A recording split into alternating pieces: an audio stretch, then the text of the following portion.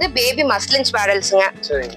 இப்போ ஸ்வாடல்ஸ் எல்லாம் பாத்தீங்கன்னா இந்த மாதிரி 100 சென்டிமீட்டர் பேபியை வந்து ராப் பண்ணி வைப்பாங்க. ஸோ ஸ்வாடல்ஸ் அதுக்காக எக்ஸ்ட்ரா கேரோட பண்றதுங்களா இந்த மாதிரி. உங்களுக்கு இது வந்து ஸ்வாடல்ஸுங்க. ஸ்வாடல்ஸ்னா இது என்ன எப்படி யூஸ் பண்றது? பேபி வந்து பிறந்தோடனே உங்களுக்கு ரேப் பண்ணி வைப்பாங்க. ஸோ அந்த ஒரு கதகதப்பான ஃபீல் இருக்கிறதுக்காக வந்து நம்ம ரேப் பண்ணி வைக்கிறதுக்காக ஸ்வாடல்ஸ். இது கொஞ்ச நாள் கழிச்சு நீங்க டவலாவே யூஸ் பண்ணிக்கலாம்.